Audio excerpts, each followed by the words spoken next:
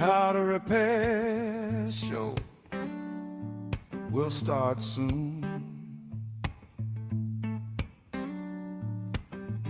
Say your questions.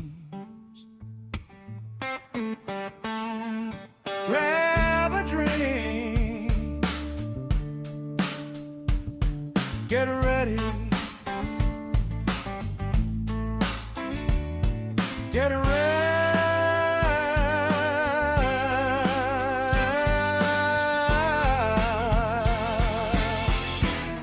Get ready.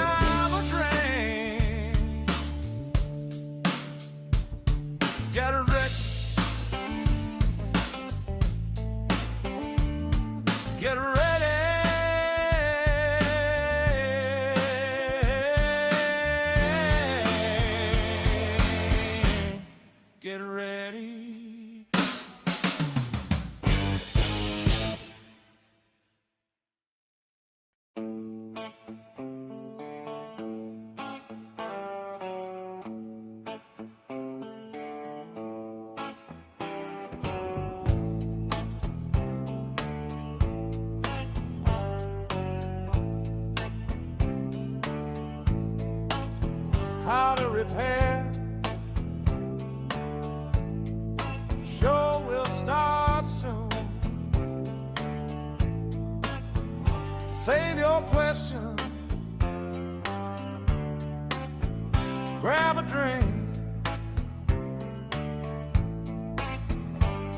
Get ready. Get ready. Get ready. Get ready.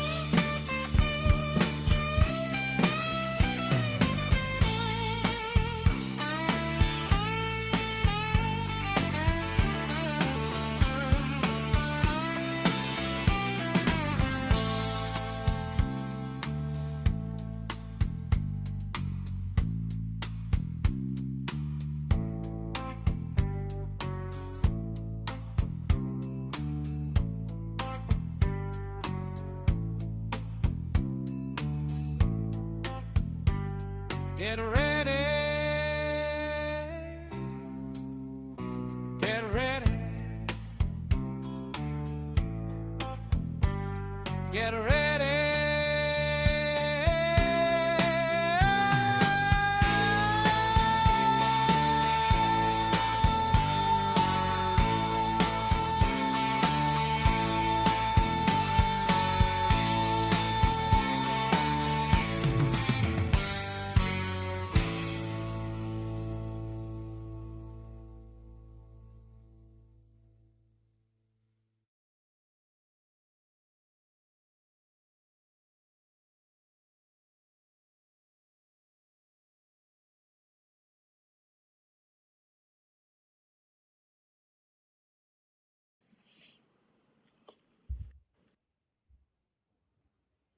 Good afternoon, all. Well, what can I say? I arrived in Kilrush yesterday and stayed in Kilrush Marina, which is a camper park. It was €30 a night. Very nice facility. Sorry, I've got some voice bleeding over here, and that's because this idiot forgot to mute it. So I'm hearing it from YouTube. Anyway, that's sorted. So anyway, as I was saying, I'm in Kilrush in County Clare. It's a lovely spot. We've had overcast day. First thing this morning, I went out and I got myself something I haven't had for ages, a full fry up, which was a treat. Then I managed to get some money out of the bank because most of the cash points and all these ATM machines that are here in Ireland have been trying to charge me £5 for taking my own money out the bank. So I've actually just been using the card, but I managed to get some cash today. Had a walk around town last night. Tom picked me up and we went to his local pub in Kilrush. He picked us up from the van. And how can I describe it? Two old school children chin wagging about a 1970s and 1980s machine. And it was a chuckle. That's the only thing I can say. Anyway, Tom decided to save me some money and he spoke to the local landlord at his village pub, and it's called the Fisherman's Hut. And it's a nice village country pub overlooking the estuary. And the landlord here has been very courteous and said, well, basically, he knows I'm going to prop the bar up. So he's allowed me to park for nothing. So I have his beautiful pub on the estuary right in front of me, and it opens at 7 o'clock. So that's all you're getting today. You've got me till 7, and that's your lot. I've been on the tools all day. My God, what a day it's been. We went out at about 11 o'clock and he had 4 service calls to do.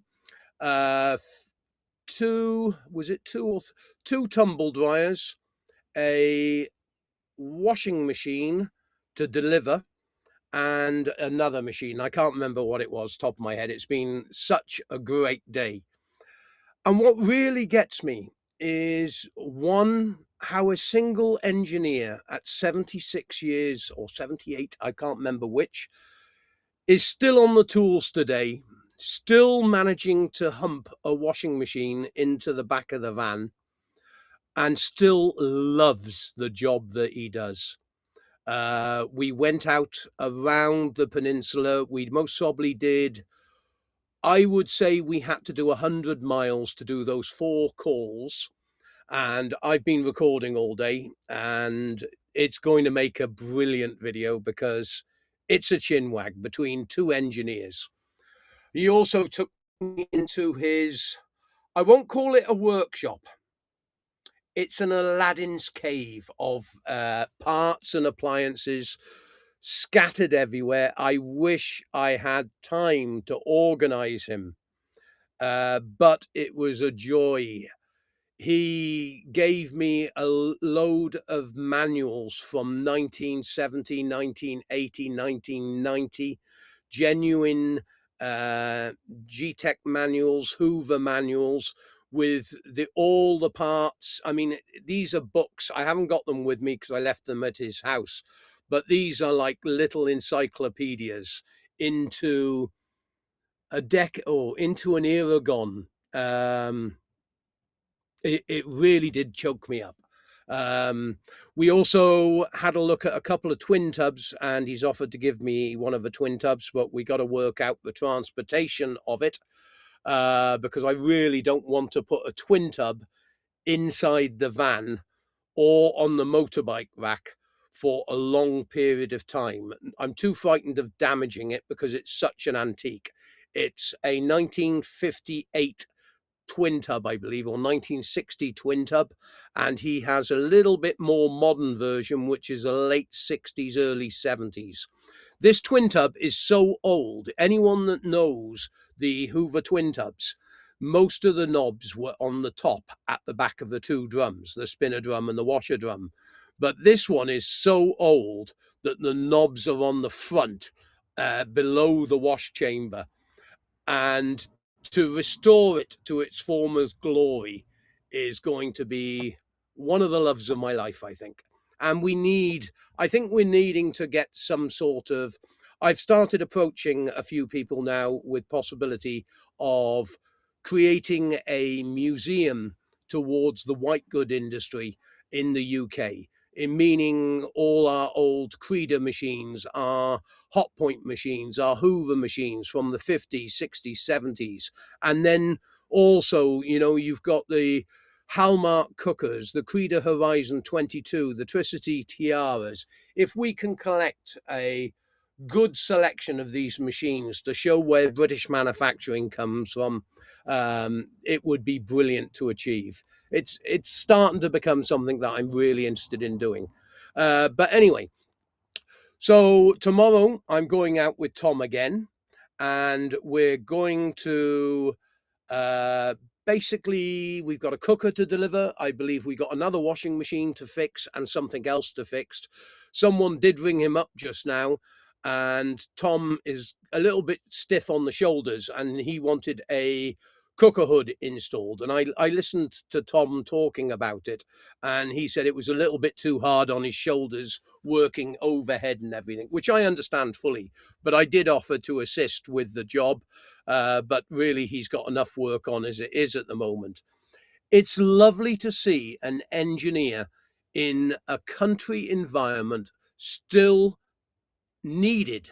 And when I say needed, the community supports the local business.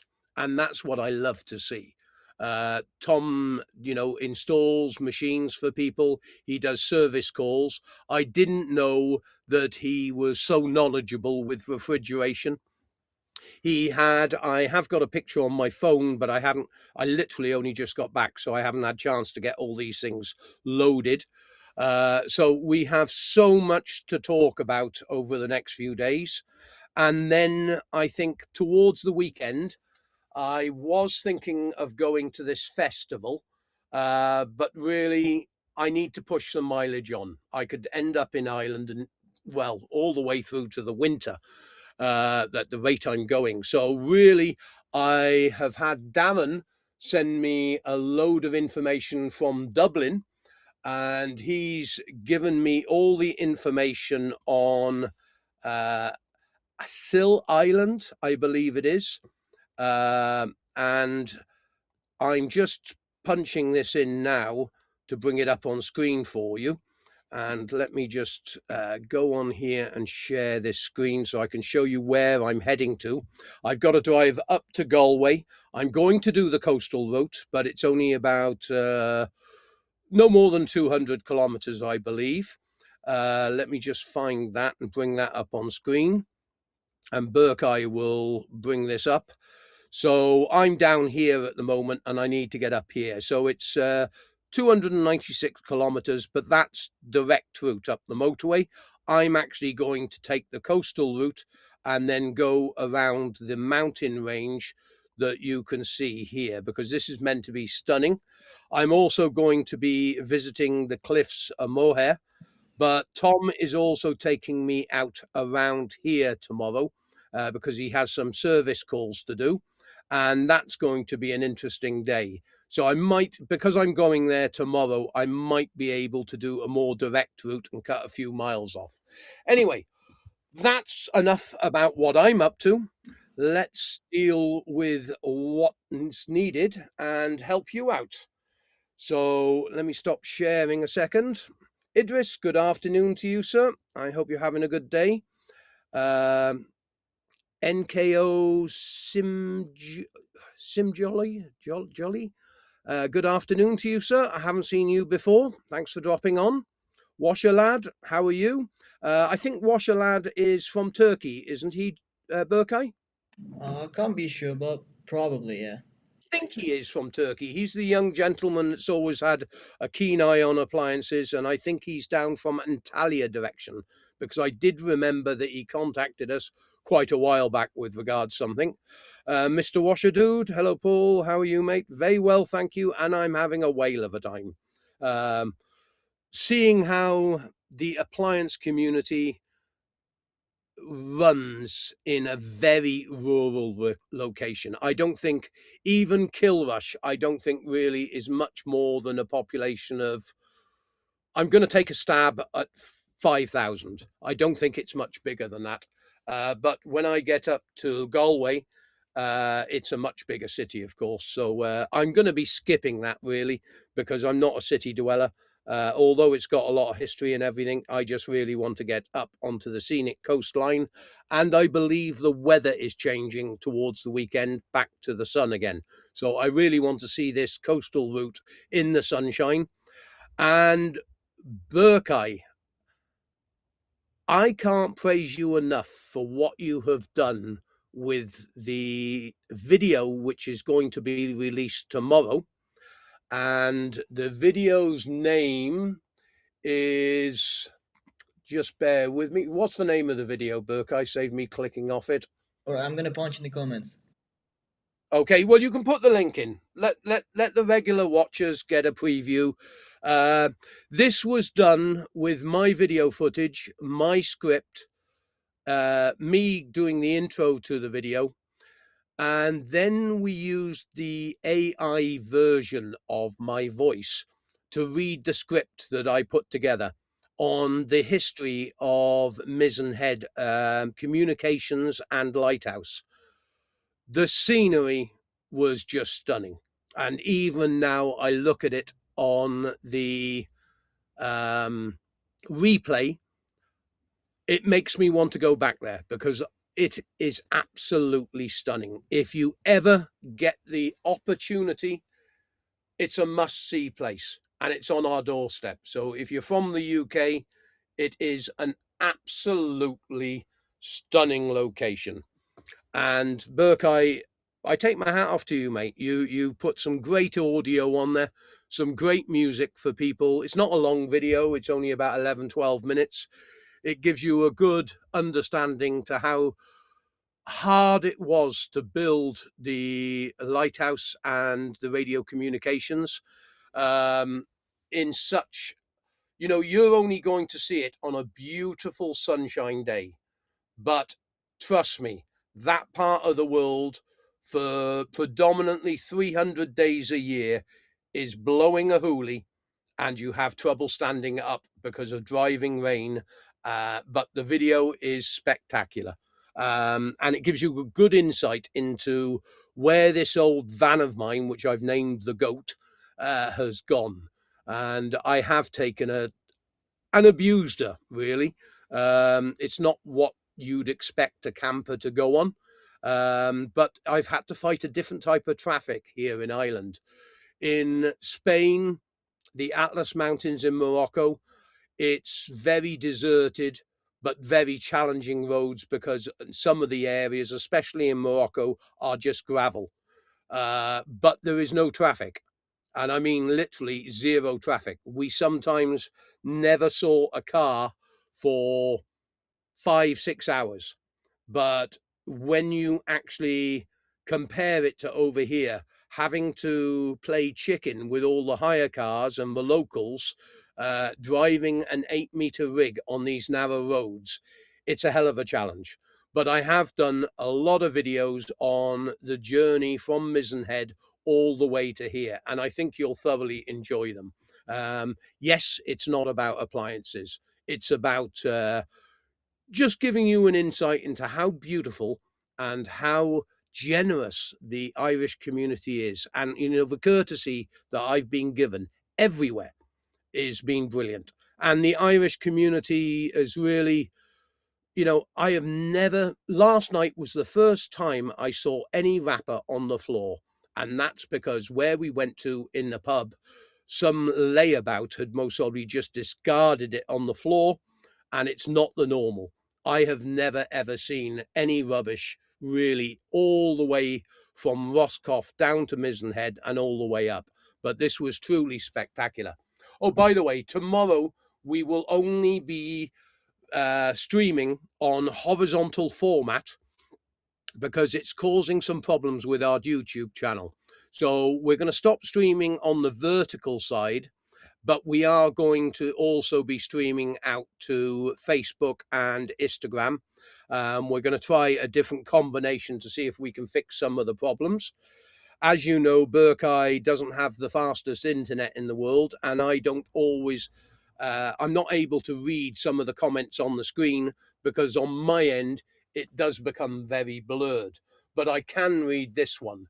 Polymate 3D, thanks for your videos, dude. My Grundig washing machine, it's on its way out.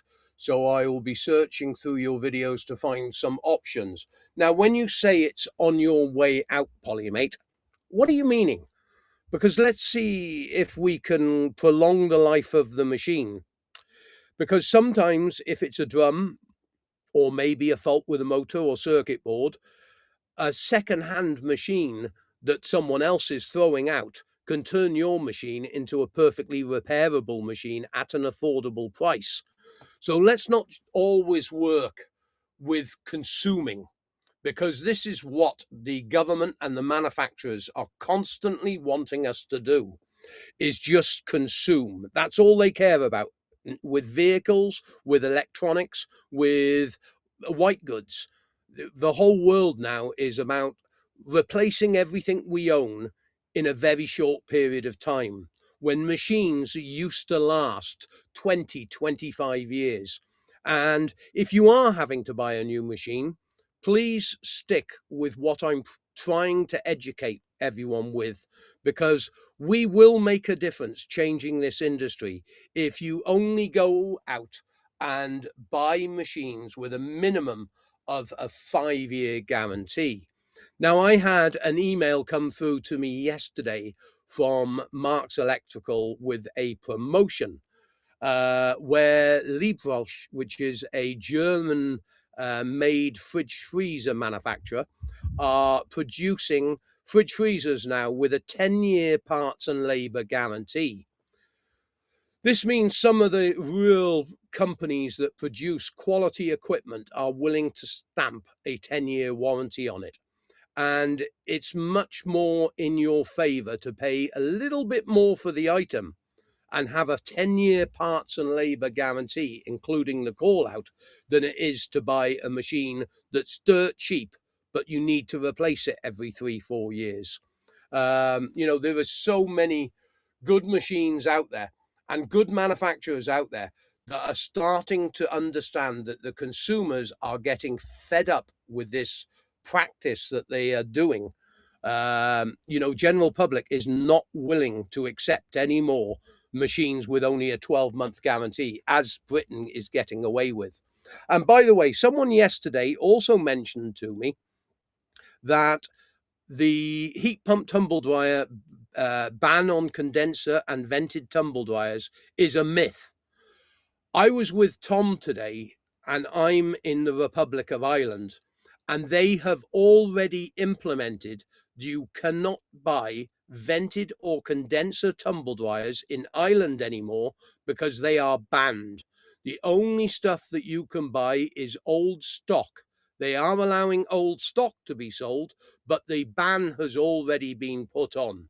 And this is why we need to be implementing this petition that we have in with regards to these things. Now, I've got better internet today, so I can actually bring this petition up, and I'm going to bring it on the screen for you just to show you and prove it's in already. So let me just do this quickly, and before I answer any more questions, share screen, the petition. Okay, let me check it's coming up on yours. Can you share my screen, please? Right, I need to minimize that a bit. Just bear with me. Is that showing better now? Yes, it is. Yeah. So the petition went in on the 18th of this month, and yet the government has not approved it. Because in my opinion, this is starting to smell like a rat, that the government is not releasing this petition because they want the law implemented before people start writing their opinion on the petition. Now, the minimum requirement was 20 people. We fulfilled that within 20 minutes of sending it out to a few people.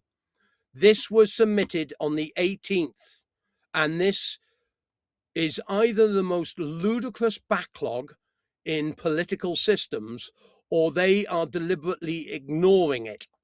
And this is totally wrong, because I believe it's later this year that they are going to implement the ban on vented and condenser tumble dryers. And this is really going to change everything when it comes to the way we dry clothes in the UK. You are being forced to buy junk called heat pump tumble dryers. Some of the higher end heat pump tumble dryers, like the one that Tom has, for example, is a much better build quality. And he's had his heat pump tumble dryer 10 years. And he says, when I asked him, interviewing him today about his heat pump tumble dryer, and I said, how often is it used? He says, every time I walk in the house, it's on. And that's because his wife is drying all the time. But knowing the weather here in Ireland, I expect he has to. So anyway, as he's an engineer, he just keeps his mouth shut to keep the wife happy, I think. But there we go. We won't go into that because I'll get him into trouble. Anyway, it's Polymate 3D. It's about a 5-year-old, and believe it is suspension strut issue. Well, suspension legs for a Grundig are not that expensive. And that is because it is manufactured by Beko. And Beko suspension legs are quite affordable. I haven't seen any technical issues with the steel that the suspension legs bolt onto, because on some manufactured machines, they did have issues where the floor was collapsing. But these bases of the machines are pretty good bases, and the suspension legs are not that expensive. You'll find a second-hand set of 2 or 3 suspension legs, whatever's on the machine. Second-hand ones you'll most probably find for a tenner for all of them, but I don't think even the new ones are much more than £15 each. So it's not an expensive repair, and it's worth keeping the machine going. If you do need help, just go to the website, make sure you say you're after suspension legs for this machine, put your full model number in and serial number, and Jamil or Burkeye will source the part for you, make sure it's listed on the site, and then you'll be able to get some new suspension legs. I hope that helps you. So I was thinking more towards an expensive model without the sealed drum. Well, if you're going to go down that route, although we have had a customer complaining about a fire he had on his machine, and I do not know what caused the fire because I haven't had the machine in front of me, and I have actually tried to get some help for that, but I haven't had a response or anything on it yet. But I do praise the build quality in these ASCO machines, and it was the only really serious problem I've heard of so far. So I'm not going to say anything detrimental against the manufacturer, because I still think it's a damn good machine. I've got a friend of mine who I gave the machine to, which I did a review on, and he's over the moon with not only the efficiency of the machine. He likes the auto dosing system, which I hate from a technical point of view, but he also loves the programming. And I said to him, it's a little bit noisier machine than the norm, and he doesn't think it's noisy at all. But he does have a utility room. It's not like he sat in the kitchen next to the machine. So, I think they're a little bit noisier than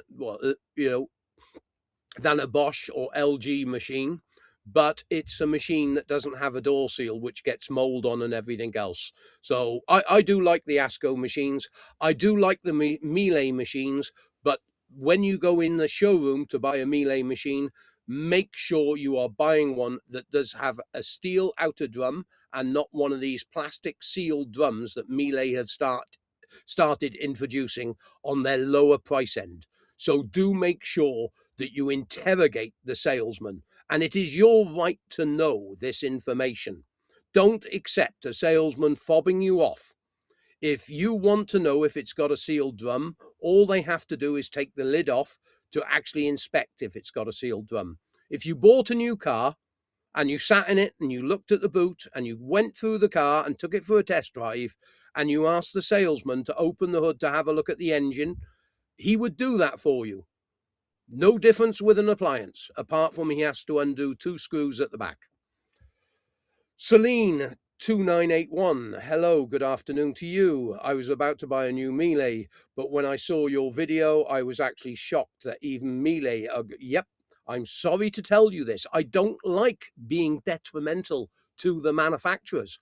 I do, you know, ASCO was the first machine in 18 months which I had something positive to say about this industry for a change. I am fed up to the back teeth of being detrimental to these manufacturers. But if they are going to deliberately go out of their way, ripping people off, giving 12 months warranty, building expensive parts, sealed drums, they are going to get my wrath. I don't need anything off these manufacturers. I can say it as it is. And if they don't like it, well, tough luck.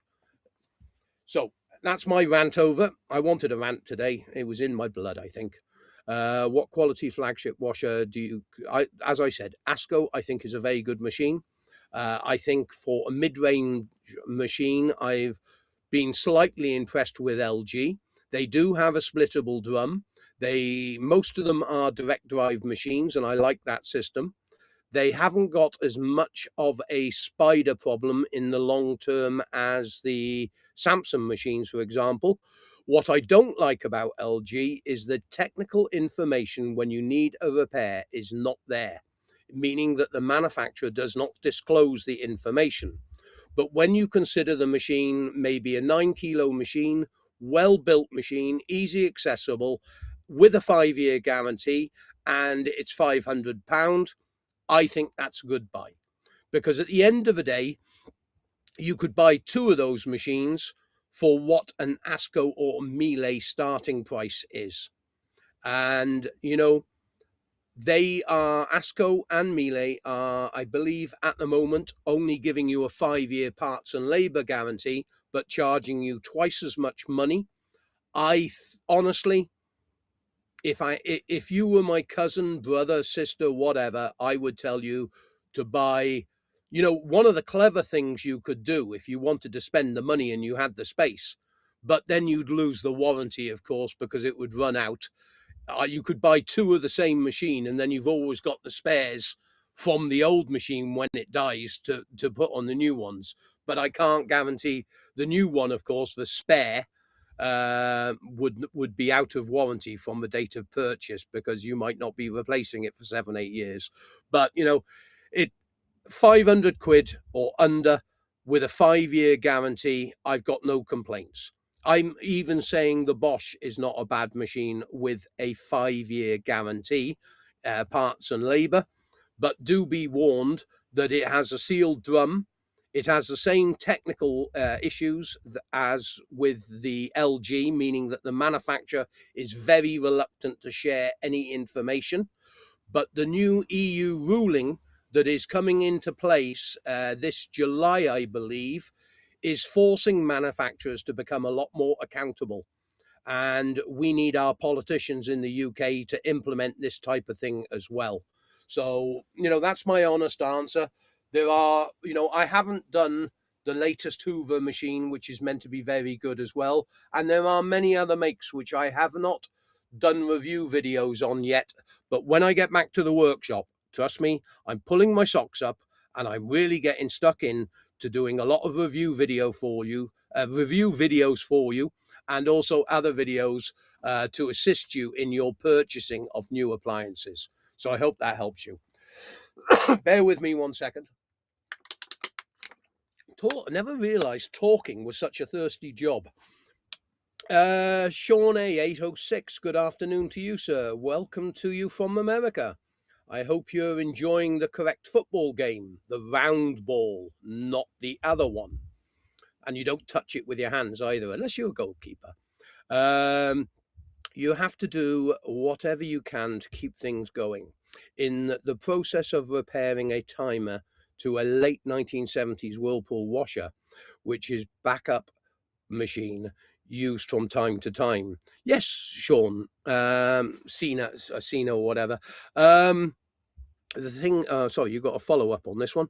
The thing that gets me, how modern vacuums use a lot of amps compared to the ones from you. No, I think if you look at something like a Henry vacuum cleaner, I mean, that's a European brand, Henry, pneumatic.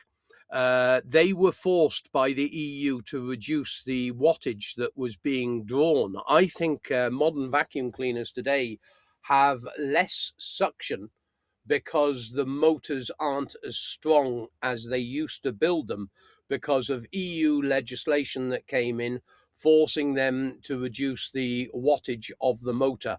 And I forget what the actual numbers were, but I prefer the Henrys or pneumatic vacuums from 80s, 90s compared to the modern ones today, for the simple reason being is they had a much stronger motor in them. There's not a lot to a vacuum cleaner really nowadays. Whirlpool used to be number one in the US for washing machines. I always thought Speed Queen was the one to buy in the US. A lot of people I have been talking to, and there was Ben's Appliances as well. Burka, you've got the technical capability for this. If you can go to YouTube, Ben's Appliances, and go onto his what would you call it, where you put the posts.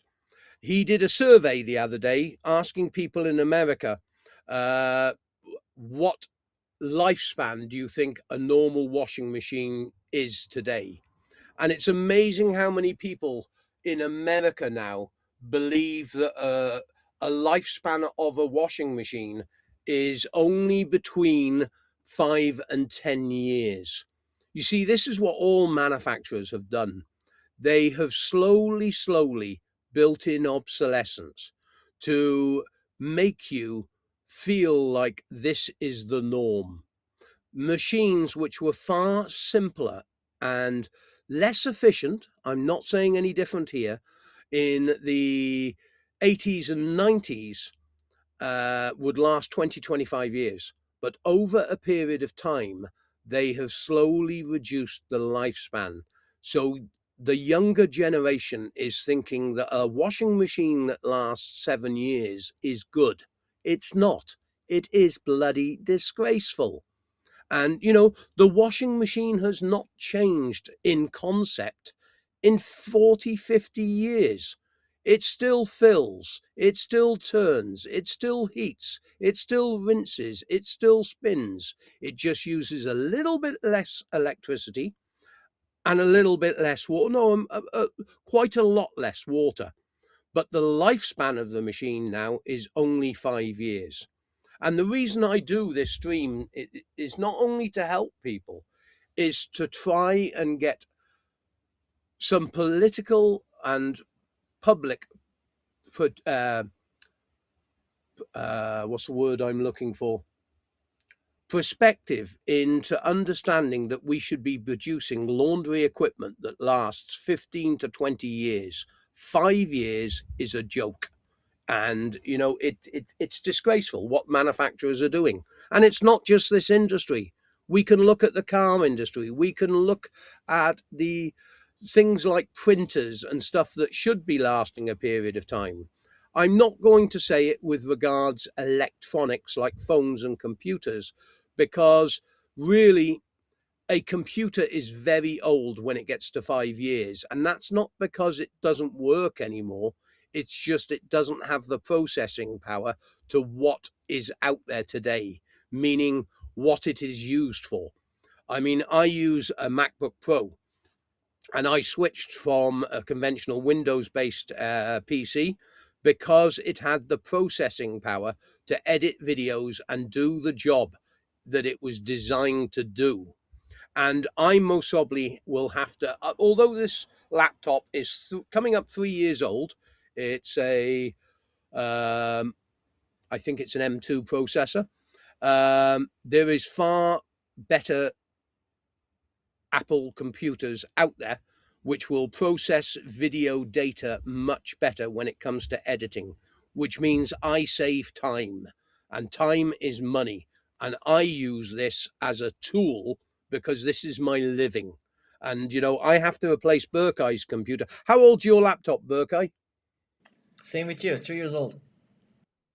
Yours is a 3-year-old one, but you bought it new? Yeah, new, but it's Air, not the Pro version. Right, okay. Now, Burkai has some serious trouble editing 360 videos and 4K videos. It takes him a lot longer to render. It takes him a lot longer to do some of the transitions. And when it comes to things like we use DaVinci for editing, and when it comes to color correcting and stuff like that, his computer grinds to a standstill. Am I correct? Definitely. Yeah. So, you know, because, you know, they're not cheap, these bloody things. This is one of the problem. I mean, you know, you are talking to buy a good quality computer for doing videoing, for rendering, for editing and everything else you do. You have to chuck a couple of grand at it.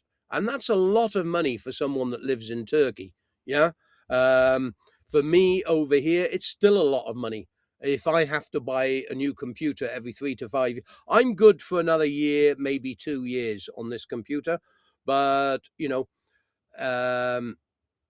really, we both need to be on computers that can do the job that is needed for you lot. So we have to invest the money. Anyway, that was that one done. Next question. Whirlpool used to be number 1 in the US. Sorry, you switched too quickly there. That was the same question. No, Washer Lad is from the UK. I apologize, Washer Lad. We've got some, it might be Washer Boy, or there's another name very similar to yours, and I think he's only a 15, 16-year-old, and he lives in Antalya in Turkey, because he has asked some previous questions on other shows, and I did have a chat with him on the phone because he had a technical problem or wanted some advice on something, and he was from Antalya. So, and it was quite surprising because Berkay's from Turkey as well. But no, I'll remember that for future. Thanks, Washer Lad.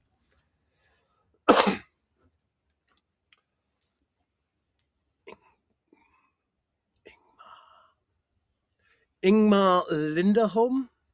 Let's see if I got that correct. Good afternoon to you, sir. Sweden, a very conscious country when it comes to environmental issues, and I really do take my hat off to most of the Scandinavians. Asco, the washing machine company I was talking about earlier, originated there. Electrolux, I believe, originated there. You know, some of the great stuff in the world when it comes to longevity and eco-friendly is Scandinavian. You are some of the greatest leaders when it comes to the environment, and I applaud you on that. Kaldar, hi all. Good afternoon to you. I'm loving your country. The video that Berkay did today, which is going live, the link's actually in the description, in the chat on this. He's done a brilliant job. It was my wording, my filming, but he bolted it together so well. I was watching it last night and I was like, I really want to go back there. It was a beautiful part of the world. The whole of the Kerry Ring is absolute stunning, and it's one of the most beautiful places because of the colors, the greenery, the ocean that I've ever been to. And the hospitality has been second to none. Everywhere I've gone, everyone has been courteous, helpful.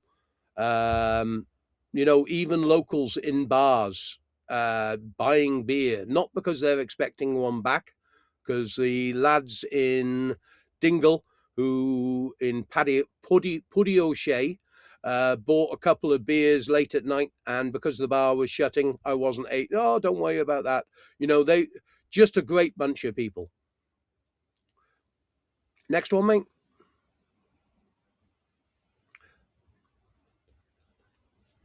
The thing people overlooked is a little something called Jevon's paradox, where consumption goes up despite the gains in efficiency. Right, I didn't know it was called that. You know, what gets me is a lot of governments are going to war around the world over mineral resources.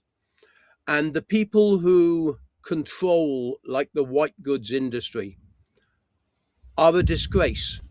Because in my honest opinion, they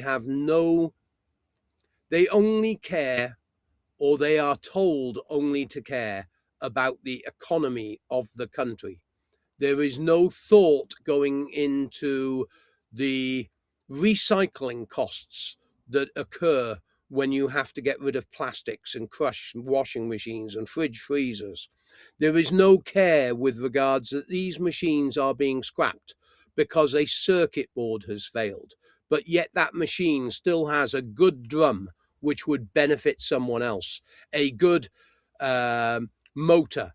I was really, really disappointed with companies like AO, with regards Marks Electrical, with regards Euronics, because in my opinion, these superstores are persuaded by the manufacturers to take as much good equipment off the market as possible and reduce the amount of second-hand machines out there, because they are encouraging new consumption. You know, I have been really disappointed with what I've seen with the big corporate companies. And of course, they rely very much on getting their discounts off the manufacturers to make good profits and everything else, but they are a disgrace. They are allowing corporate companies to dictate what is going on, and this is only for the shareholders and the accountants. The engineers now have no say who design the machine. They are given a budget and told to stick to this budget. And I'm not going, to point fingers here, but I think a lot of manufacturers are deliberately going out of their way to build obsolescence in, and it is one of the criterias when manufacturing machines. They do not want machines to last much more than 7-8 years now, and it is an absolute disgrace. Next one.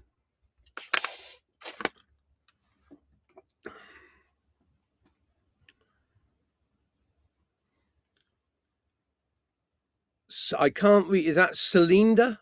Swedish-made washing machine? Yes, correct. Yeah.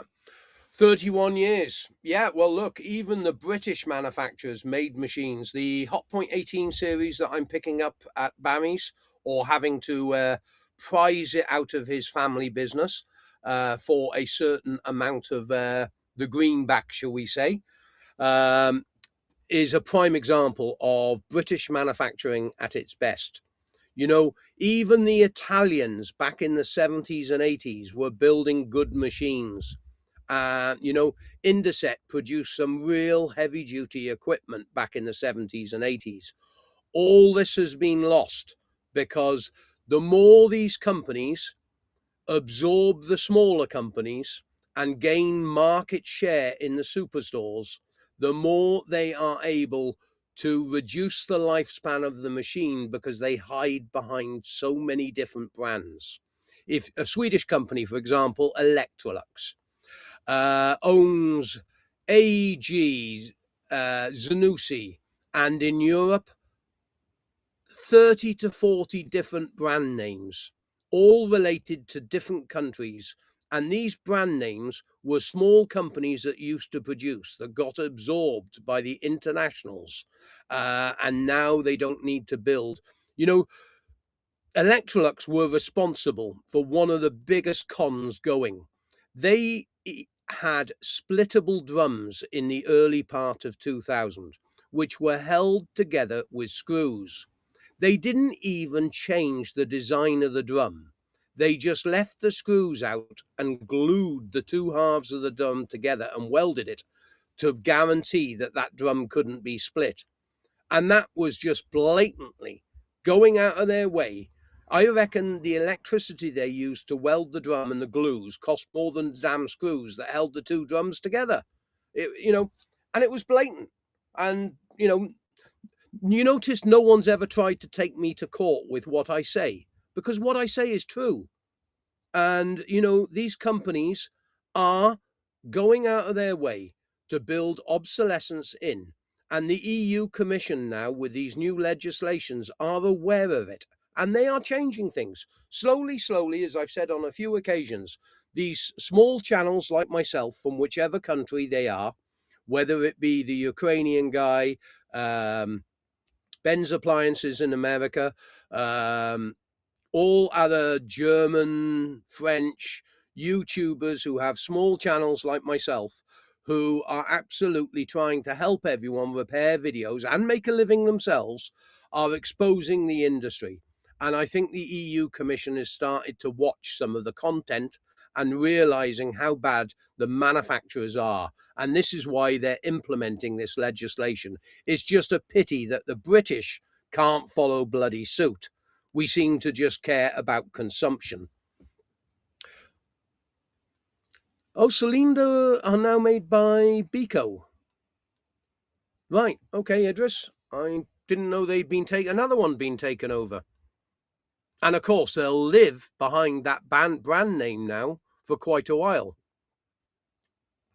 Honestly, Paul and Berkeley should make a Discord server community. Look, we're a 3-man band, and we have about 10 partners now that are all coming on board.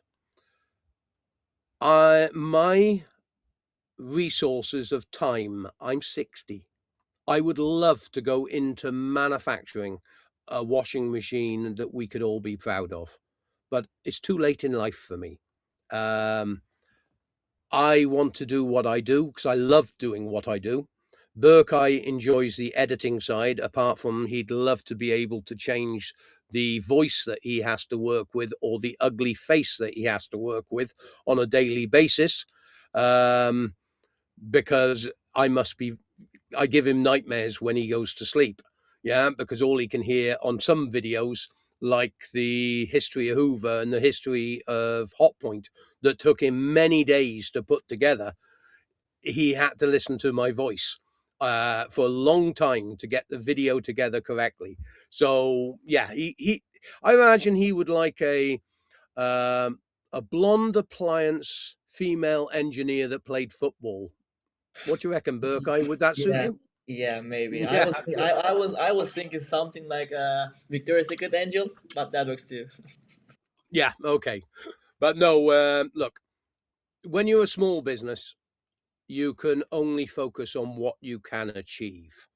And if I started to put my fingers in hundreds of pies, and I've done this before, by the way, I had some business partners back in 2000, 2005, maybe a bit later, who, and, another company I worked with, who tried steering me in the direction of getting parts, listing model numbers, they dragged me away from creating video content.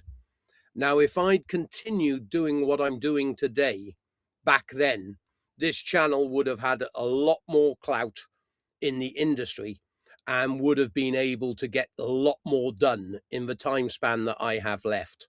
I can only do what I can do, and I try to help as much as possible and resolve some of the problems that we have. So, that answers that one.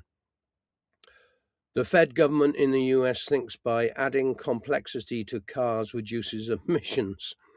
but on the other hand, reduces lifespan of vehicles since they are basically junk at 100,000 miles. Well, yes, I do agree with you in part. The automotive industry is going to move either to like hydrogen. We are moving electric. It hasn't caught on as much in certain countries as other countries. Your rural vehicles in America, they still buy trucks, they still buy diesel, they still buy petrol. Your cities, like California and places like that, have moved towards the electric vehicle. Now, I'm not going to knock Tesla. I don't agree with the guy's politics whatsoever. I use Starlink, which is one of his products. And last night I was listening to one of their streams that someone does, and I forget his name, about how he's just acquired a mobile phone network carrier to start producing competition to the big three that are out there, Vodafone, ATM, I forget the name of the companies, but creating competition. But let's look at the Tesla car. I know on a few instances that the original Tesla battery bank on a few vehicles has achieved 1 million miles. When you consider electric motor compared to a conventional diesel or petrol engine, if we can actually find the energy source that is easily interchangeable and affordable and easily chargeable, I think the electric vehicle will take off. But we also need to look at the facilities that, for example, Britain. If we went fully electric, where the hell are we going to charge everything? The infrastructure is not there. If we looked at the road conditions in England, when you consider the electric vehicle is usually 2 times to 2.5 times the weight of the conventional car with the same type of not power, because it's a different type of power. But if we considered a modern 3 Series or 4 Series BMW, or 5 Series, sorry, BMW, the equivalent would be the Tesla. Well, if we weighed both of those vehicles, the Tesla is twice or 2.5 times the weight with 3 times more torque. And what's actually happening is this torque is causing the tarmac to shift, and the roads aren't strong enough. You know, it's called Pothole Britain for a reason, and anyone in Britain will back me up. The roads are a bloody disgrace. You know, it's different in different parts of the world. I'm in Ireland. I have only seen 2 or 3 major potholes anywhere, and I've already done 1,000 miles on country lanes. And okay, yes, it's a tourist route. So yes, the economy has chucked a little bit more money into those roads because they are trying to attract tourism. I went out on service calls today with Tom, driving on different types of country roads, but they are real, you know, these are country roads with a great big piece of grass in the middle. They're not something that's used for high traffic areas or anything else. All the national roads that I have seen, the N roads and everything else, are in good condition compared to Britain. How can they do it and we can't? So, but we do have a lot more traffic in Britain. So I can't read the name there, but Muhammad. hi to who is it? Muhammad. Mohammed. Good afternoon to you, sir. Don't know where you're from, but nice to see you on board.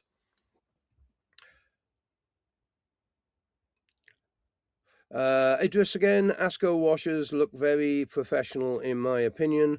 I absolutely love them when I've seen them in Sweden. Look, I was highly impressed with the ASCO machines. You know, I used the machine most probably 50, 60 times because I did put it through its tests when I made the video for you. I stripped it right down to have a look at the construction and everything else. But what I was disappointed with was, even after creating a video that has done so much for ASCO, not because I was paid. I paid my own money for that machine because I got it in a promotion. So I said things absolutely 100% honestly.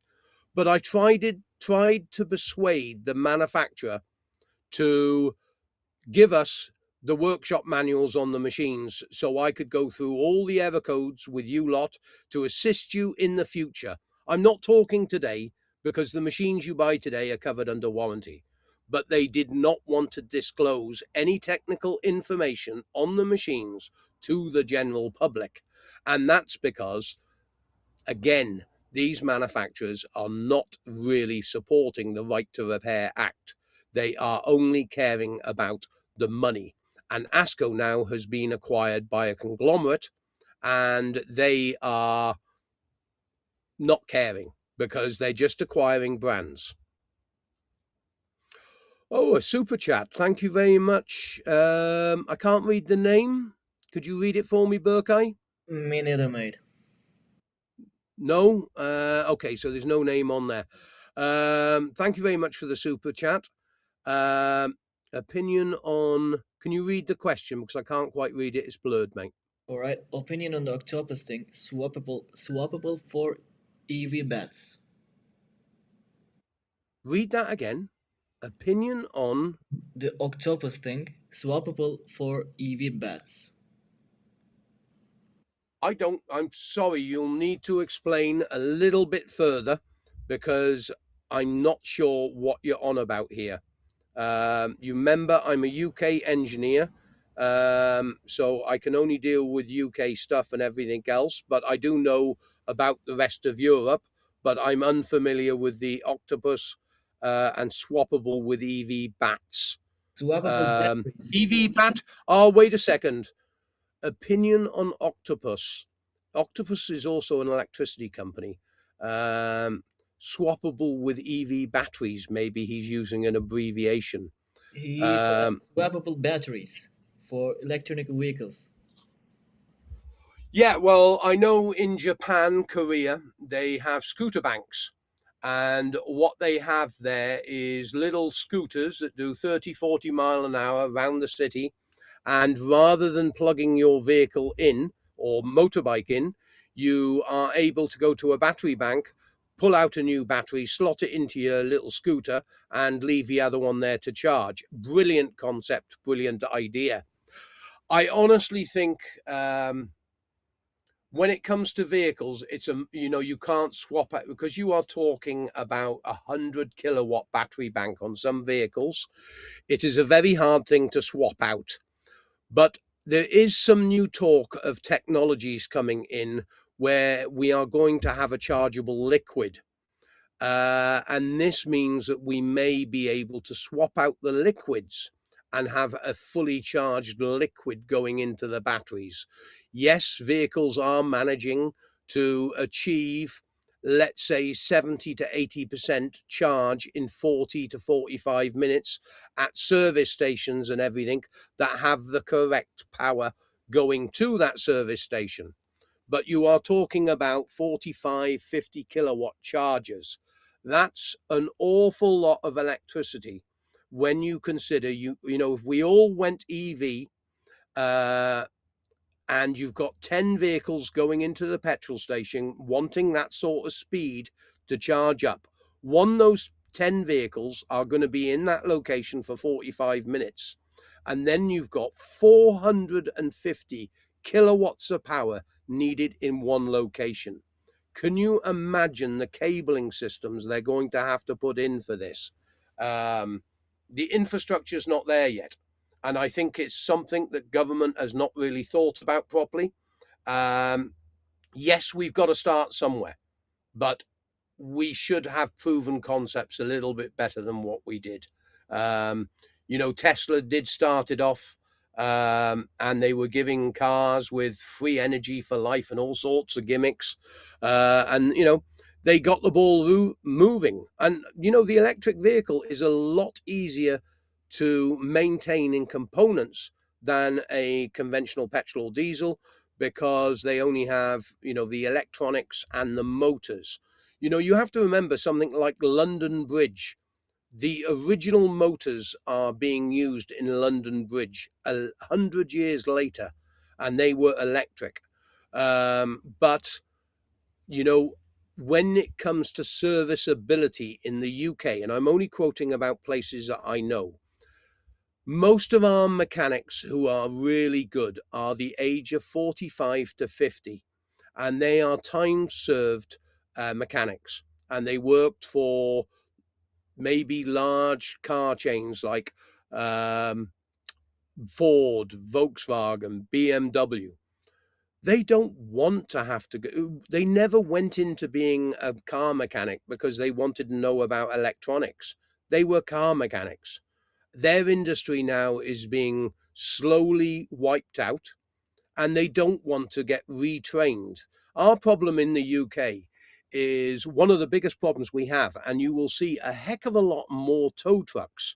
When I say tow truck, car transporters in the UK at the moment, because they are not able to tow the car to the nearest garage and get it serviced. They are having to take it back to the main dealer because no one else is able to touch that vehicle, because it is not only complicated, it is dangerous to work on a vehicle that you're not qualified, because most of the vehicles use a 200-volt DC drive system, and that will kill someone if you touch the wrong wires. There's no second chances with things like that. You are dead. If you touch, ground and alive, you're dead. They used to electrocute people for prisoners at something like 600 volts, I believe. And that was to kill them, and that was meant to be humane. 200 volts DC will kill you. No ifs or buts about it. Next one, mate. Thanks very much for the donation, by the way. We have one more. Oh, thank you very much. Crikey, Moses. That's the same person. Yep. Yeah. Well, thank you very much. You must know the cost of beer in Britain. Super chat, $4.99 for the name, and I thank you again. I think the theory is that swapping batteries would mean smaller batteries are required. Yes, I agree with you completely. And when you consider that let's take the Nissan Leaf vehicle, when it first came out was I think it was a 20 or 40 kilowatt battery bank. And that was a big battery bank that weighed nearly half a ton. We are now using, BYD, Tesla, Lexus, many other electric vehicles are using 100 kilowatt battery banks. And I have recently taken a Tesla battery bank out in Portugal, and because the car was written off, and we split the battery bank down. Well, I didn't personally split the battery bank down because I had to be in the UK, but my friend Bruce split the battery bank down into the cell format. And when I say the cell format, I believe that we had, I think it was 14 or 16 cell banks of about 5 kilowatt, which was the battery bank, 5.5 or something like that, the batteries were. And we are now using those batteries to run households, because we managed to acquire a BMS system, battery management system, which connected up to the Victron units, and it was made by a Dutch company, and I haven't got the information to hand, but that BMS would control up to 10 modules or something like that. So Bruce's house now is running on a 25, I think it is 24, 25 kilowatt lithium ion battery bank out of a used vehicle. And trust me, he is happy as Larry. He is paying zero because he's got sunshine down there. So every day the battery's up to full charge, and his family and wife only use, they may on a weekend when they got friends around and everything, and maybe music playing, aircon on, and other bits and pieces, they're only discharging the battery to no more than 65% level. This means that battery bank would run the house without any sunlight for 2 days. and it came out of a vehicle that only cost him 800 to 1,000 euros because it was a write-off. Brilliant, absolutely brilliant.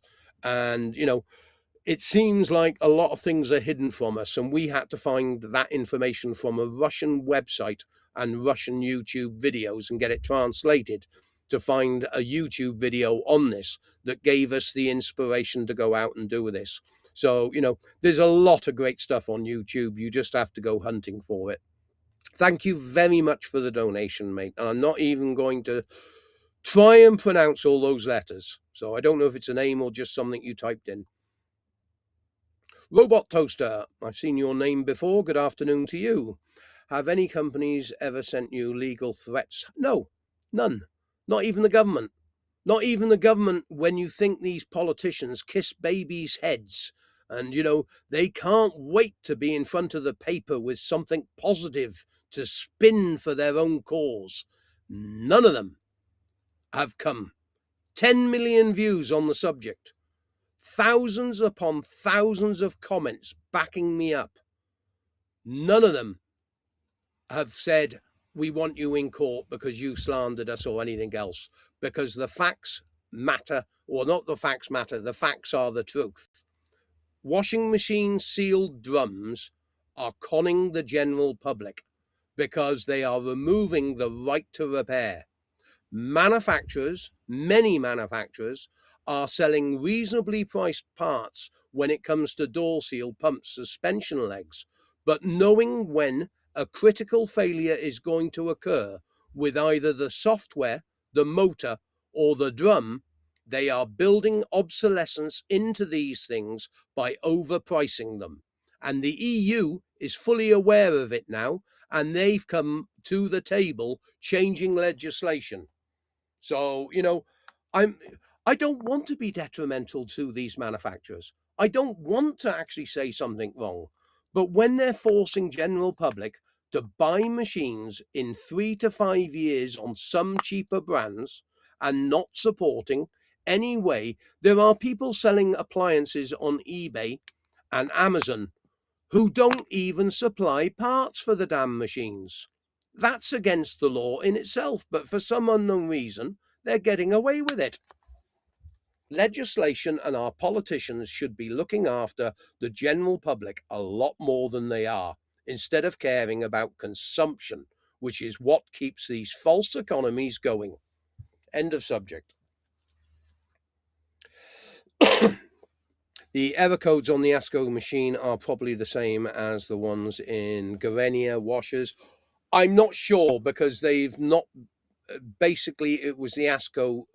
I believe they were manufactured in, I forget which new country. Well, not new country. You've got to remember, I'm born 1966, so I always think of Serbia, Slovakia, and all the other Yugoslavian countries as old Yugoslavia, because that's as I knew it when I traveled through it. But I don't know if they are. I know when I deliberately created a couple of faults on the ASCO machine to see what happened when it was unable to fill in the allocated period of time. And I also created a fault where I deliberately blocked up the pump to see what would happen when it wouldn't empty, because the manufacturer refused to give us the information, which I think is a disgrace. They build a great machine, but the Chinese company that's acquired them refused to make the information public. And that just makes a mockery out of a great machine. And that's the only bad thing I had to say about the company. But yet they let themselves down because of that. Next one, mate.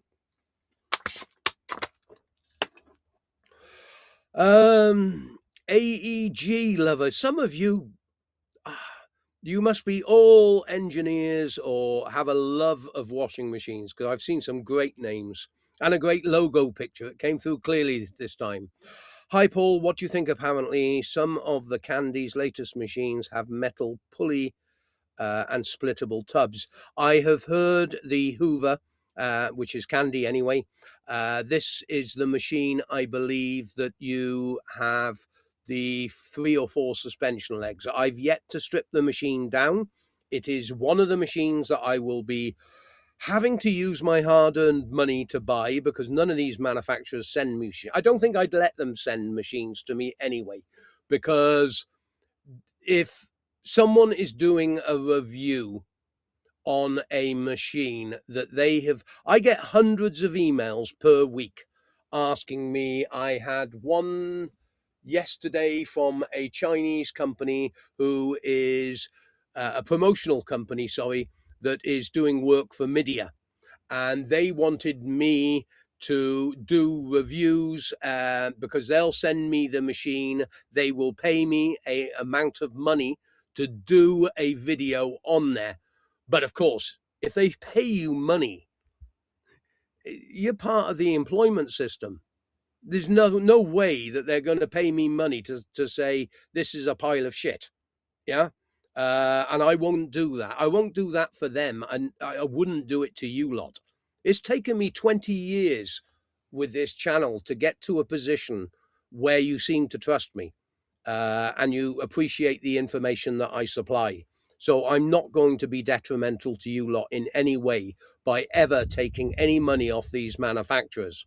If they want to give me a machine with no strings attached, saying, please just do a review on this machine, try not to call us bastards or anything else, slander or anything, but give a proper review, it would help me no end. But I will be totally independent. And if it's a pile of rubbish, I will be telling you it's a pile of rubbish. I'm not going to change. I don't need the money.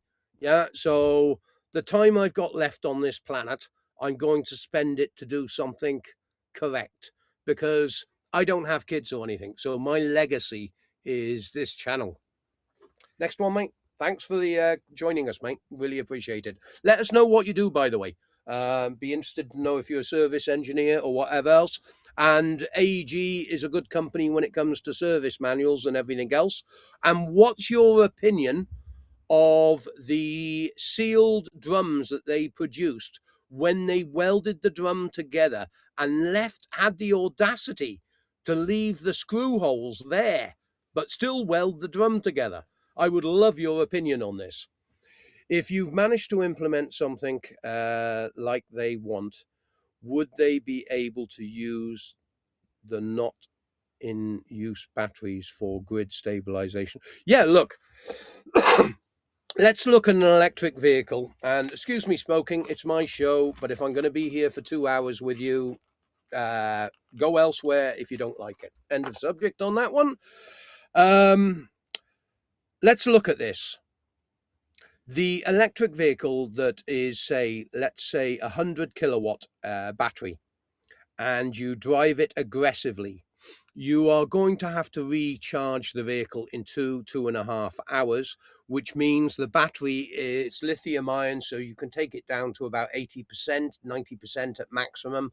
You would be able to discharge 90 kilowatt over a 2-hour period. So you've got a discharge factor of 45 kilowatts per hour at maximum thrust capacity, driving like a lunatic.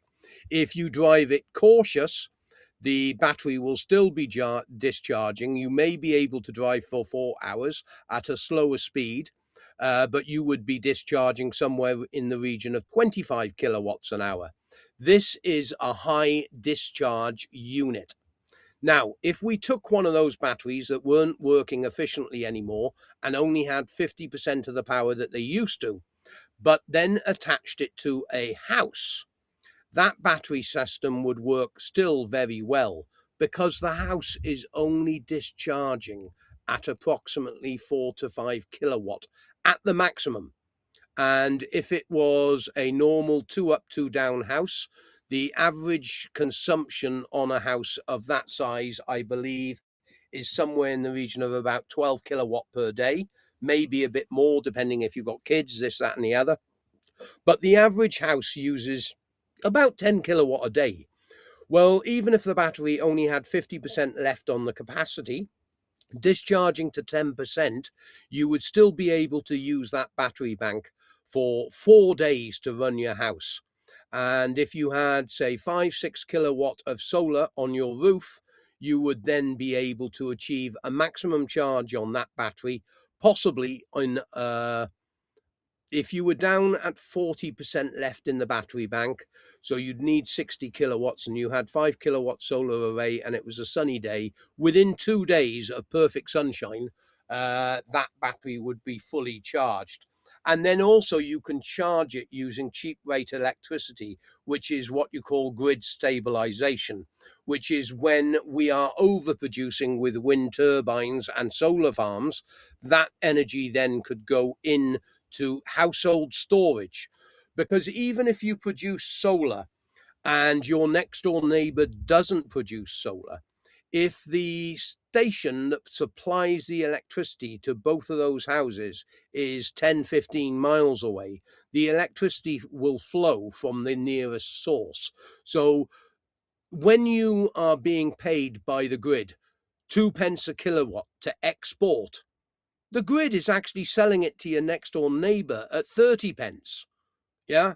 So, the cogs of industry, all things in this world now is about the bloody money. Yeah. And it's a disgrace. I mean, we're meant to be doing environmental friendly things and moving forward in the right direction. But the corporate giants only care about the shareholders, whether it's an electricity company, a water company, a car industry, or domestic appliances. Things have to change in this world. On the subject of free power from the sun, I live in the Brecon Beacons, my home area. Good afternoon to you, sir. So that might be a pipe dream. Well, look, have a look at, and I will do a video one day, but I've been saving it for when I get my little retirement workshop, which I would love in Spain or Portugal, in an area that had nice summers and I can tolerate a 10-15 degree winter at the lowest temperature, because I'm not a cold lover, but I would love a stream running through the property. Now, a lot of people have been running their properties for 2-3 years using old Fisher Parkle drums and turning them into, if I say this correctly, Pimentel turbine washing machine drums.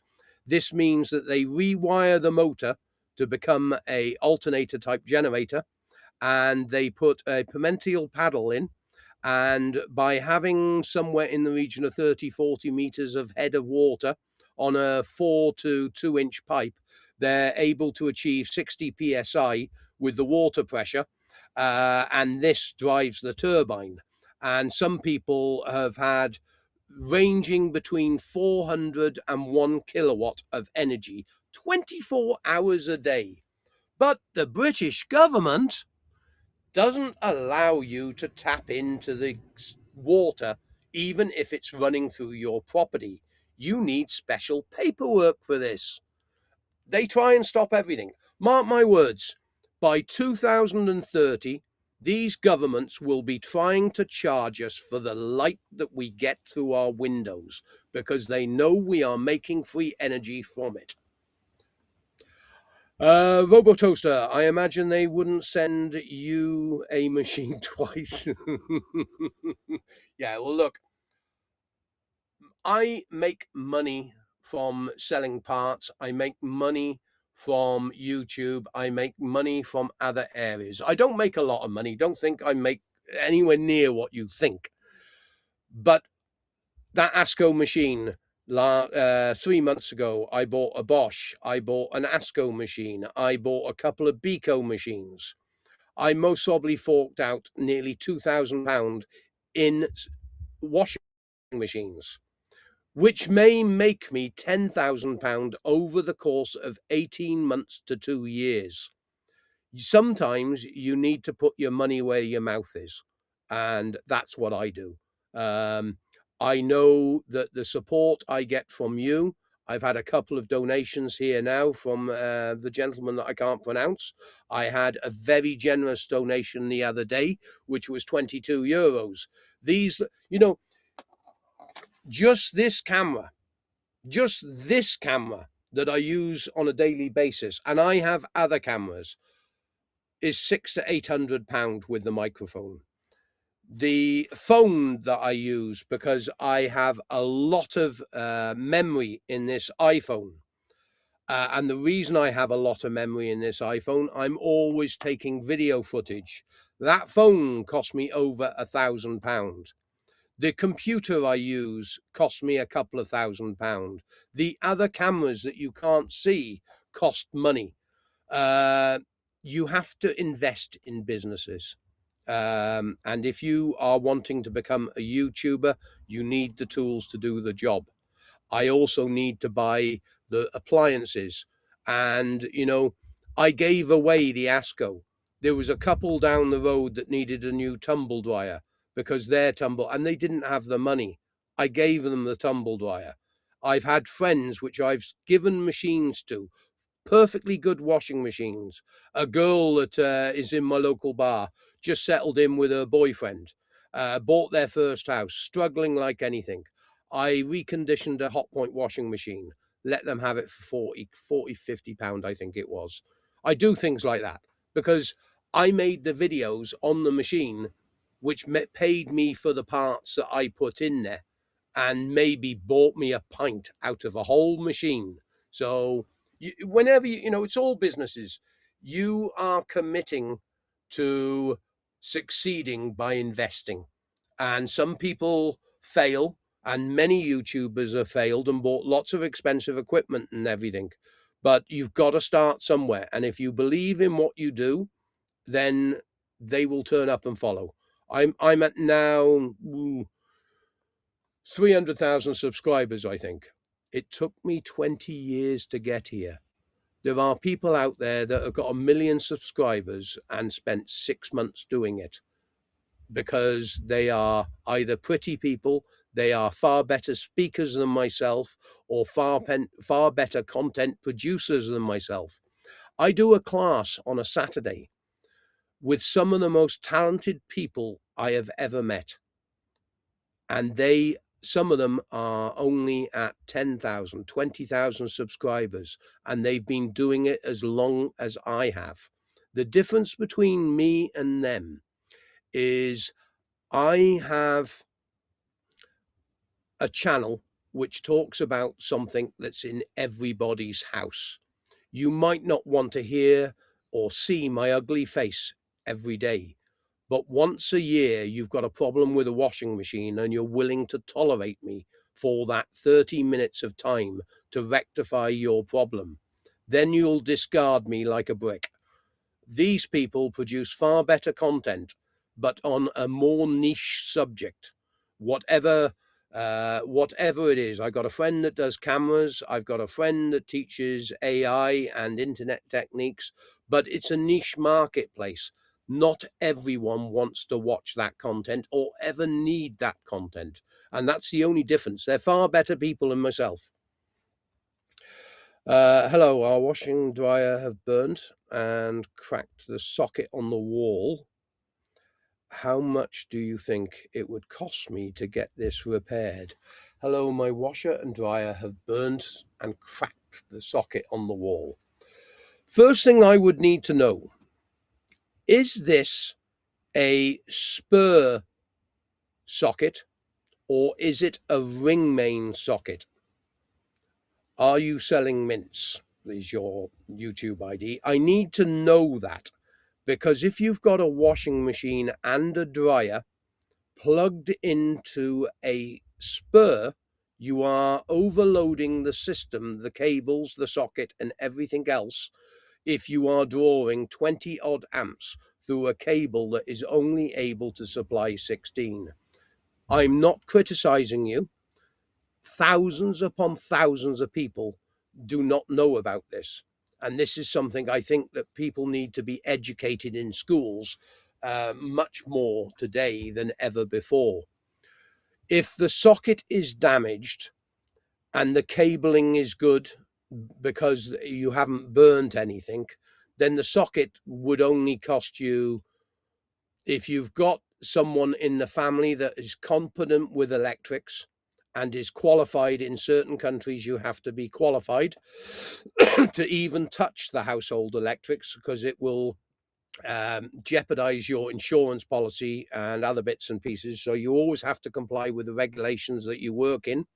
But a socket itself, if it's a twin socket, would cost you retail no more than about £12–15. If it's a single socket, it could be between 5 and 50. But I want to know why the socket is damaged and cracked, and why the washer and dryer have burnt. Well, you say and burnt and cracked the socket. If you have burnt the socket, I am suspecting that the cabling system going to that socket is a spur and you've overloaded it.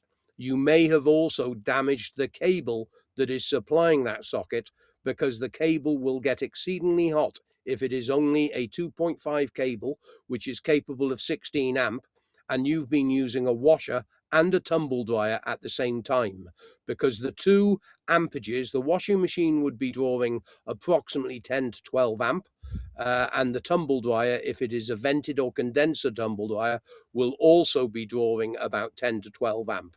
This gives you roughly 20 to 24 amp of electricity being pulled down a cable that's only capable of 16 amp, and that will cause fires, and it has burnt many a house down because people do this. Consult your electrician, make sure it's a ring main, and if it is a spur, you can only have one appliance plugged in at a time, and it's very important. I can't emphasize enough about that. Next one, please.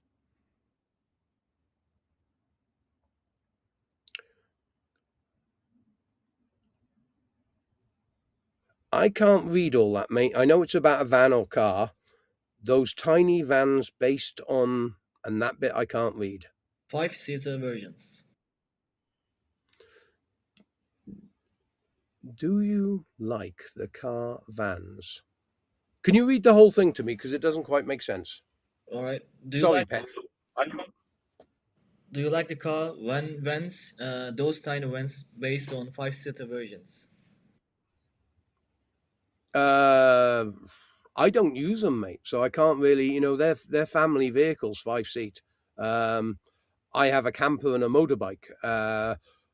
Before, when I ran the shops and warehouse, I used to upset the girls that I would take out for a drink on a Saturday night because I'd turn up in my transit van, because that's the only vehicle I drove. And if they didn't like getting in it, well, I left them where they were, because that was the only vehicle I owned. I was a self-employed person, and,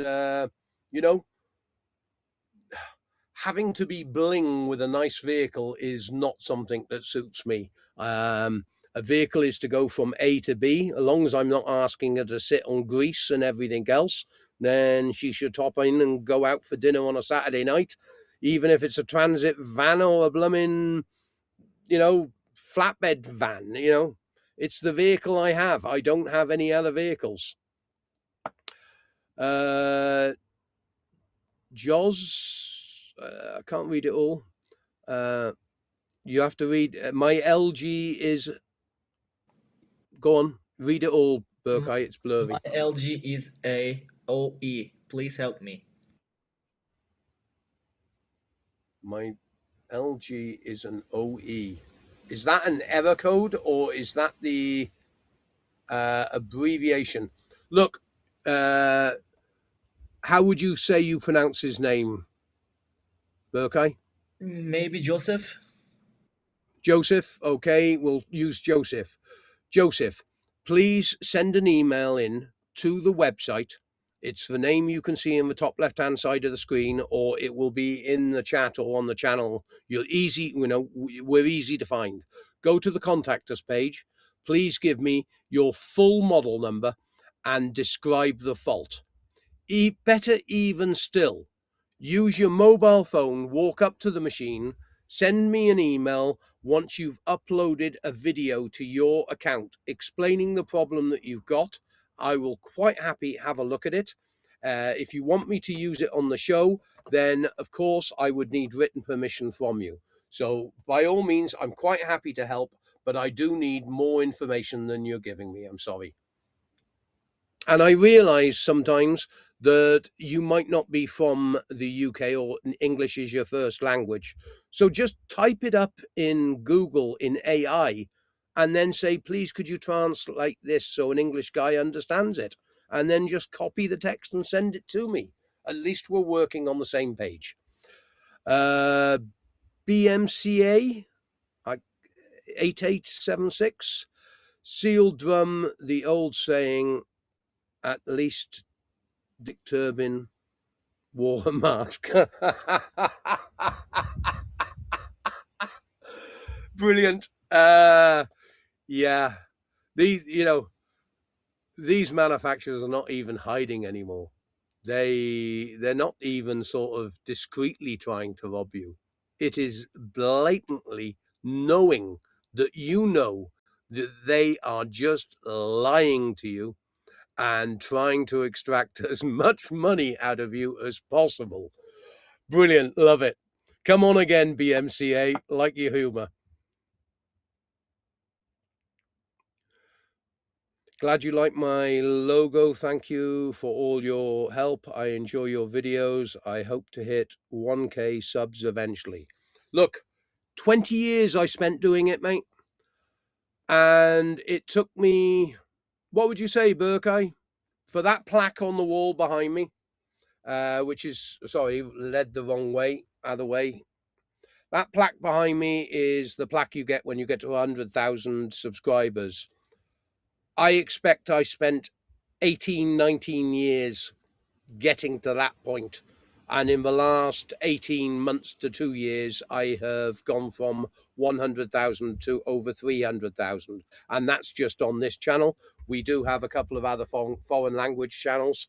But, you know, Rome wasn't built in a day, meaning you have to put the work in. Yeah. And audiences, YouTube now has got so many people on it and there is so much junk on it. And if you concentrate in supplying solid information that helps people, you will get there. Trust me, this ugly mug can get there. Anyone can get there. I think Lynette, is that the Llanelli Hill?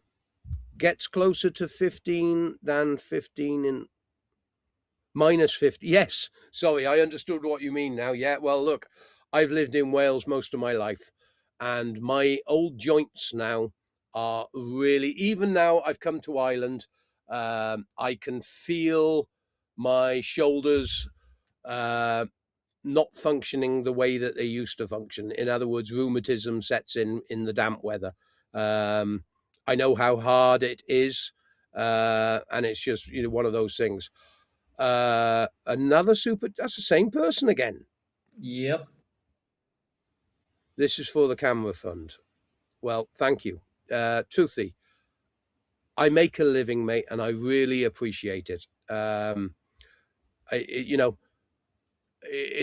I will keep producing content until the day I get in my box, and I'll most probably have some content already stored for you when I am in my box, because the great thing about being dead, I can actually then say what's on my mind without having to be ripped into court. So I'm looking forward to that, although I won't be here. But you know, your donations are helping more towards Burkay than to me. You know, Burkay's been with us nearly 3 years now. I saw the talent in him. I started off paying him X. I'm now paying him Y, and he wants Z, and he wants new toys. So these things do assist me in making him a better editor and getting there a little quicker. And shows like this with people participating and helping this channel. I'm more interested in people like you sharing the controversial videos. And I think even Burkay will agree here. Getting change in this industry is something we are all passionate about. and we all have food on the table. No one's starving. No one's really struggling too badly. Burkeye will always complain, and he'll chirp up most probably any second now. But we do okay. And, last year, I invited Burkeye out to Morocco. I paid for the flights for him. He stayed with us in the van. We traveled all the way around Morocco. He got to go to some football places. He got to go to a concert place. And he had a good time. And he'll tell you. But that all came out of my pocket. So it all helps. Yeah. Thank you very much anyway. And I should thank them as well. Yeah. Well, you know my motto, but I'm not going to say it on here. We're part of a family, and we got to treat it like a family, and that's what we are. When I'm dead and gone, it'll be his ugly face that you have to put up with, because he's learned a lot about fixing appliances, and he'll take over from me. He's already done some Turkish videos in his native language, and when I get down to Turkey, it won't be this year now, it will be next year. I might fly over to Turkey very shortly. That's only to deliver Burkeye the equipment he needs to do the job. But we might not have enough time for me to actually be stripping machines with him and teaching him the hands-on stuff. But because he's editing every video that I ever do, he is being forced into learning how machines come apart. Would you agree? Definitely. Yeah. Because I mean, this poor guy has most probably had to watch 2,000 hours of my ugly face blubbering on about washing machines. It's a painstaking job. I can't express my feelings by it. It's like sometimes it becomes a nightmare. Really. Well, we know how long some of the videos take, and especially the technical ones like the Hoover video and the Hotpoint video. And, you did put your heart and soul into that video that's going live tomorrow that he put in the chat with regards the mizzen head. That's completely off track of my normal subject, but because I'm here, it had to be done. Not only to help the Irish tourism, but also because it was such a beautiful place, stunning scenery. It was a real interest in what I love doing, because I have been a mariner for 7 years living on a yacht, and I do appreciate what goes into these lighthouses and everything to support the shipping and even private sector shipping. The lifeguards and sea rescue and Trinity House, which is the British Institute of Lighthouses, do not get much support. They are something which is left to stand with limited budgets. And, these museums that they create for places like this do help in the upkeep. So I'm all for supporting things like this. Now I wish you could come down to Norfolk at the recycling centre. I work to convince them to let me take home washing machines so I can repair them.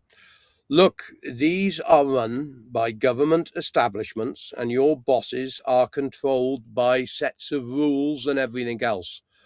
I go up my local tip in Caerwent, and I forget the name of it, but it's Caerwent Recycling Centre. And I have approached them for getting machines that I can see. And I know what's wrong with them because I've opened the door and spun the drum, and I can hear the distinctive noise of the carbon brushes are worn. And someone has chucked that machine out, but they can't even sell it to me because of legislation. And this legislation is put in to make sure that these machines are so-called scrapped environmentally according to the government. They're not scrapped environmentally. If they were scrapped environmentally, all the good working parts would be taken off the machine to assist other people trying to prolong the lives of the machine. It's a ludicrous world we live in, and too many politicians that know absolutely squat shit preach things to us and dictate to us, and they know nothing about it. You only have to look at the Right to Repair Act in Britain. You only need to look at the electrical industry with regards printers, TVs, lifespans on machines, and controlling the manufacturers to stop building obsolescence into machines and everything else, to know that Britain is called Rip Off Britain for a reason, because it is Rip Off Britain. Next one, mate.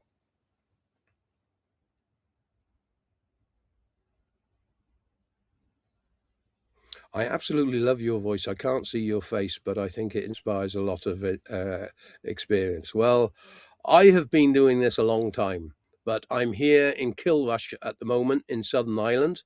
And Tom, who I'm with here, who's got a business covering this area in domestic appliances, I didn't think I was going to bump into too many people still in this industry at 76 or 78, whatever he is, and he still loves it.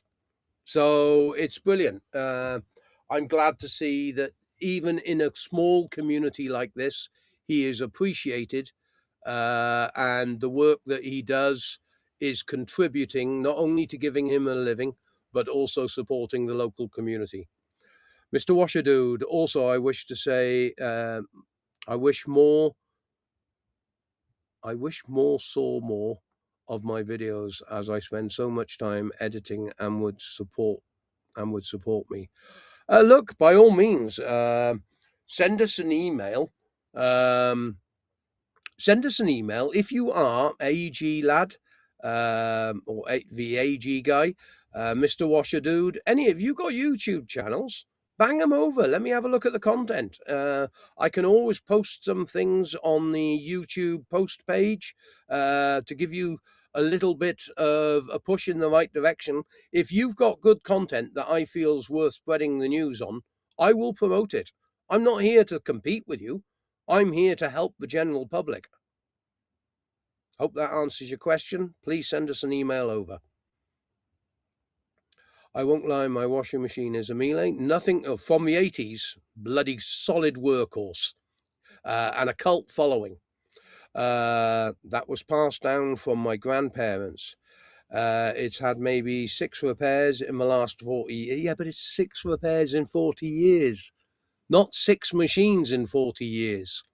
The last engineer I had told me to look after her, and I will say look after her. 40 years old, make sure you inspect the carbon brushes every 2 to 3 years, because the older the machine gets, the more of the armature will be attacking the carbon brushes. They'll last less each time you replace them. That's just because the armature's wearing.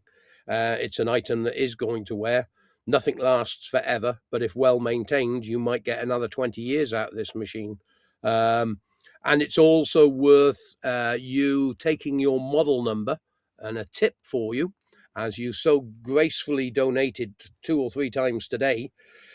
Go with your model number to, I don't know which country you're in, go to eBay and Facebook Marketplace, or whatever you have secondhand in your country. Put your model number in and do a search. But then you'll find a little button on that page that says Saved Search. Now, by saving the search, something like Facebook or eBay Marketplace would then automatically send you an email when a part or a machine was listed with that model number. And suddenly you might find someone in your town or the town next to you is throwing out a perfectly good machine with a fault, and you would be able to buy that machine very cheaply to make sure that you take it back to your garage or workshop or whatever you have, strip it down for the spare parts, and then you've got the spare parts for the future, keeping that machine maybe even going 80 years. Hope that helps you. Next one. All right, we have 2 questions from emails. If you want, we can go through them and call it a day. Yeah, let's do one straight away. I replied to one yesterday that we couldn't answer. Yeah, okay, go ahead.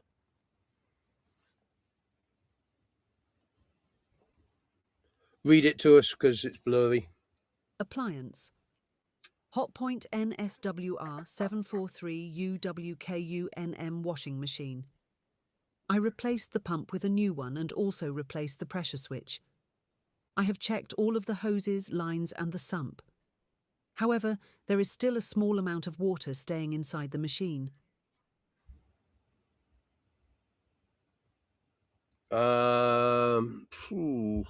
Still a small amount of water. Normally the machine is given a couple of minutes in its allocated period of time to empty the water.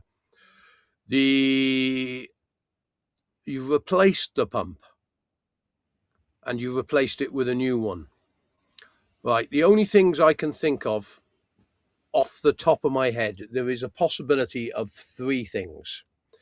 The first is there may be something in the drum when you take the sump hose off that is restricting the water coming out of the drum. There may be, because the heating element is there and the hole is here that comes out with the sump hose, there is a possibility that a piece of cloth or plastic or something has lodged itself around the heating element and could be restricting the water. Secondly, I have known a lot of people who have had their washing machines connected up to the sink unit, but they've connected it up to the sink unit without creating a U-bend, meaning an air trap. And what happens is when you let the sink water go, sometimes the water will siphon down the washing machine hose and fill the drum, just slightly with water. And this is because the machine has not been plumbed in correctly. The only other thing I can think of, off the top of my head, it is possible that you may have what we call a partially open water valve, and you turn the machine off after a cycle and you come downstairs in the morning and there is a little bit of water in the washing machine. This is because the water valve may have some type of bits in it that have passed through the filter and the water valve is not shutting 100%. This means that the water valve is leaking water into the drum that's filling overnight. Those are the only three things that I can think of. It is possible for the last one to pull out the soap drawer and you might see a drip just happening at the back where the water comes into the soap box. Apart from that, I can't think of anything. Your drainage pipe also should not exceed the height of the washing machine, meaning that you don't want your drainage going into the main drain above the height of the washing machine, which is 860 millimeter off the ground, because the pump may not be able to lift the water. It wasn't designed to lift the water to that level. Those are the only things I can think of, Andrew. I hope that helps you. Next one.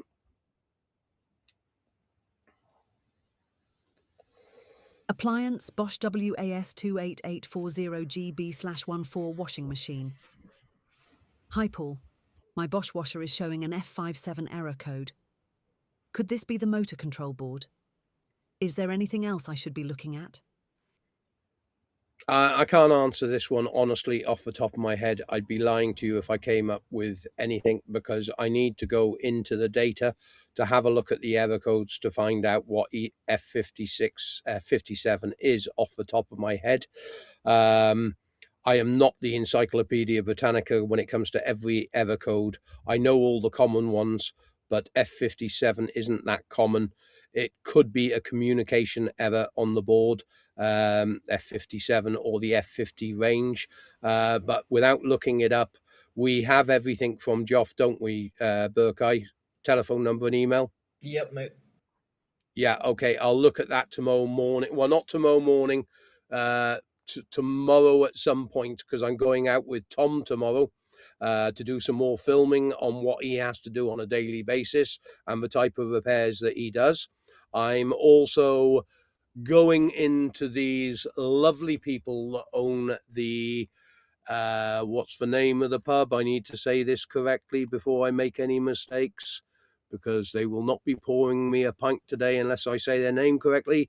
The Fisherman's Hut here just outside of Kilrush, because they have been very nice to us and let us use their car park to park the camper. And this doesn't cost me any money and allows me to be closer to Tom's house. So this is a great benefit, and I need to make sure that they have some money over the counter tonight for their hospitality that they've given to us. Now, if any of you have any queries with your machine, I really am trying to encourage a few things here. Please make sure you send us detailed description of the fault with the full model number off the identification plate. Also, make sure, if you can, use your mobile phones. Seeing the machine and the fault that you've got is far better than reading someone's version of the description that you've got or fault you've got with your machine. And it takes seconds to do. Most people's mobile phones are connected to your Google account, and that means you have a YouTube account automatically. All you need to do is press the record button, speak as if you were speaking to me, upload it to your account, then copy the link to that video and send it to us. It is dead simple, and I will be happy to assist you, because when I'm traveling, I'm not always making videos constantly, and being able to assist is what I'm here. And also, I might even be able to use the video not only to rectify your problem, but assist other people in the future, because I might be able to do a video response or something like that. So do make sure you send us the correct information. Okay, you've seen everything at the beginning of the show where I'm going.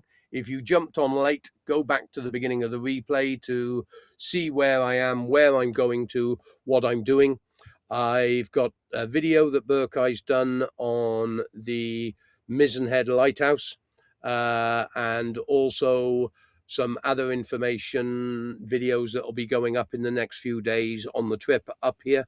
I had glorious sunshine when traveling up here, so you're going to see Ireland in a completely new light. In other words, glorious sunshine for the first 3-4 days. After that, it started raining, and it is like it is today, very overcast, very dismal. But I do believe the weather is chirping up towards the weekend. So thanks everyone for participating. It's been another 2-hour stream. Well, the pub's opening in 3 minutes, so it's perfect timing. I do appreciate everyone, and I appreciate Burkai for working late, because it's 9 o'clock your time, I believe. Yes? Yep, mate, correct. No worries. Cheers. Yeah. Okay. Thank you all. Look forward to seeing you tomorrow. As I said, we won't be doing the vertical from now on. It's causing us problems with connection speeds and everything else. So we will be doing horizontal, which you can watch on your mobile. You just have to turn your phone from that way to that way, and then you'll be able to view the actual video. If you're on a computer, no problem at all. And we're going to start having go streaming to Instagram and Facebook to see if we can help those communities as well. But do remember, if you do watch it on Facebook or Instagram, the questions sometimes, well, we'll have to see what happens. I believe I should see all the questions, or I should see all the questions from Facebook and Instagram, but we'll see what happens. Thanks all. Have a great evening. See you tomorrow. Take care. Bye-bye.